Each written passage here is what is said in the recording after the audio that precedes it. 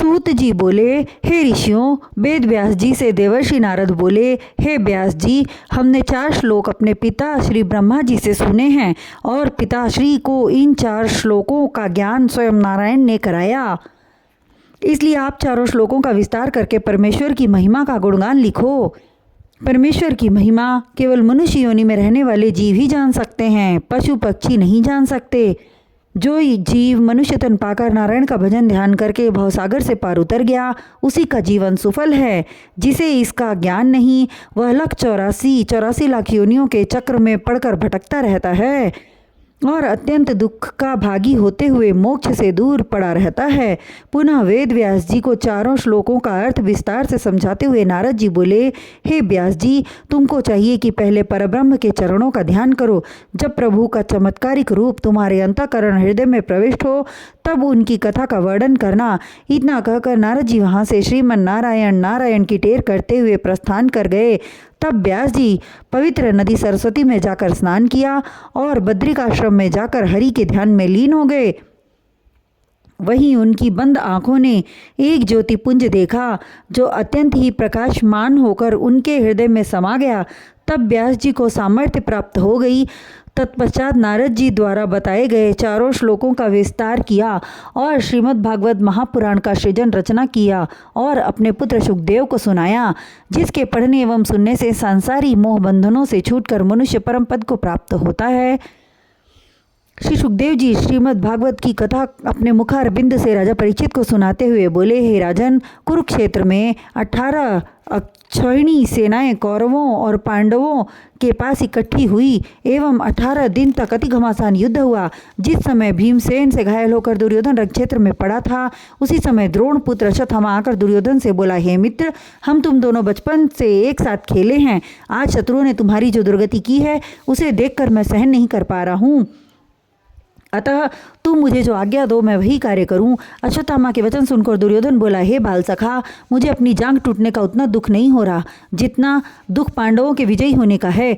तुम्हारे रहते हुए शत्रु राज्य करें, यह तुम्हारे लिए बड़े लज्जा की बात है। यह सुनकर अश्वत्थामा बोला, यदि यह बात है तो आज की रात पांडवों की मृत्यु की रात होगी। मैं उन 5 का सिर काटकर तुम्हारे सामने ला दूंगा।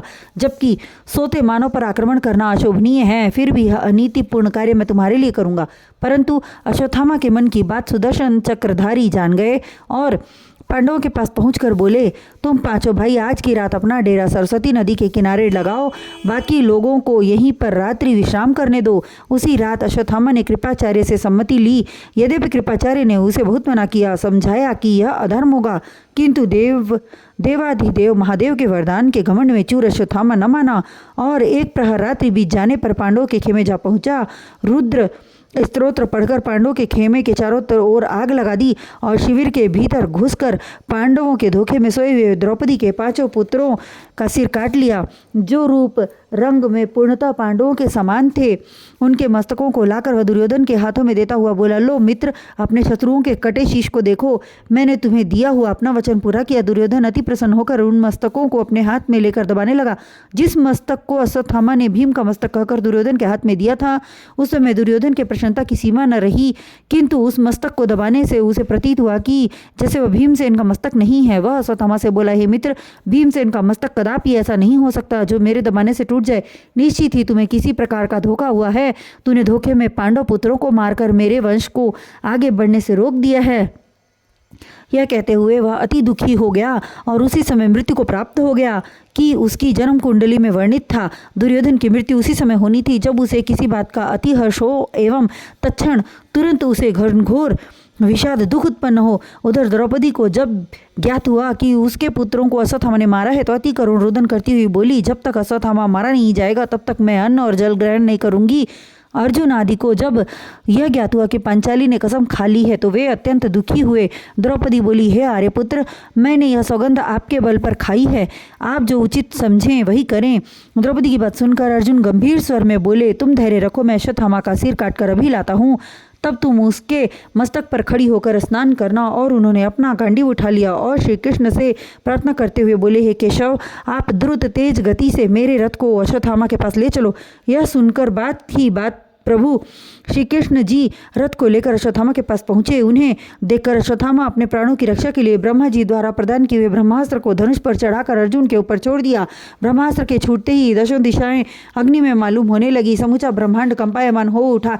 ब्रह्मास्त्र को अपनी तरफ आते देख अर्जुन बोले, हे देवकी नंदन, यह कैसी प्रचंड अग्नि मेरी तरफ बढ़ी आ रही है।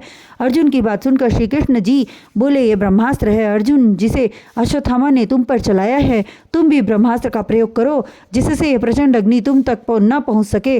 अश्वत्थामा अपने ब्रह्मास्त्र को चलाना तो जानता है किंतु लौटाना नहीं जानता, और तुम लौटाना भी जानते हो, इसलिए निसंदेह होकर अस्त्र चलाओ। केशव की बात मानकर अर्जुन ने ब्रह्मास्त्र चला दिया, जिससे दोनों प्रलयकारी अस्त्र आपस में टकरा गए। अर्जुन द्वारा छोड़ा गया ब्रह्मास्त्र अश्वत्थामा के ब्रह्मास्त्र को रोके हुए था, जिससे अर्जुन पूर्ण रूप से सुरक्षित बने रहे। कुछ देर तक अस्त्र युद्ध देखने के बाद श्री कृष्ण जी बोले, हे अर्जुन, अब तुम मंत्र बल से दोनों अस्त्रों को अपने पास बुला लो, नहीं तो इनकी क्रोधाग्नि से विश्व की सभी चल अचल शक्तियां भस्म हो जाएंगी। आदेश पाते ही अर्जुन ने वैसा ही किया जैसा पालनहार चाहते थे, और फिर रथ को आगे बढ़ाकर अश्वत्थामा को पकड़ लिया।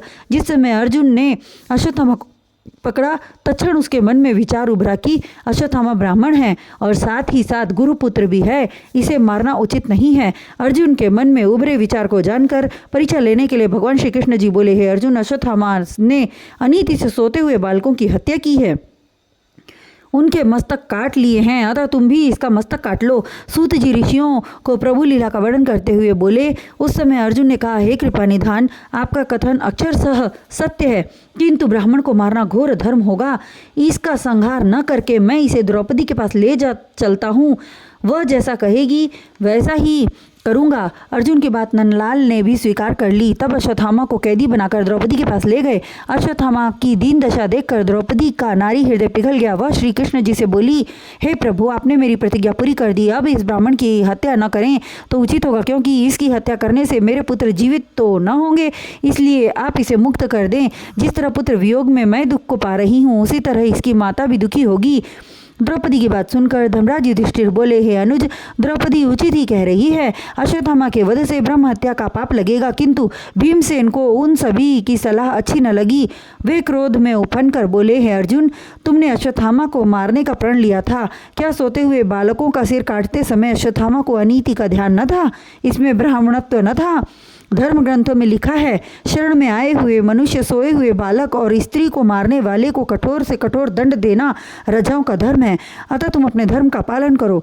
6 तरह के पापियों को दया का पात्र समझकर क्षमादान देना अधर्म की श्रेणी में आता है।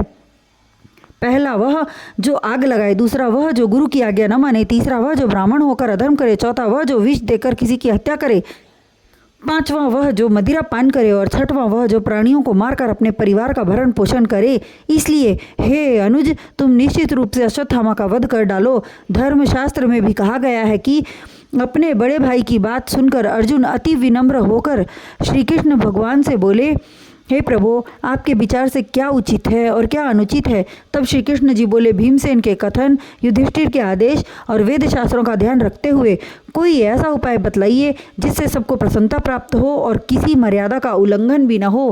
प्रभु के वचन सुनकर अर्जुन ने विचार किया कि मुझे ऐसा कोई उपाय करना चाहिए जिससे अश्वत्थामा जीवित भी रहे किंतु मृतक के समान, और मुझे ब्रह्म हत्या का पाप भी न लगे। सो उसने अश्वत्थामा का सिर मुंडवाकर अपने तलवार की नोक से उसके मस्तक को चीरकर वह मणि निकाल ली जो हमेशा उसके मस्तक में रहती थी, और उसे नगर से निकाल दे दिया। जीवित रहते हुए भी अश्वत्थामा मृतक के समान हो गया।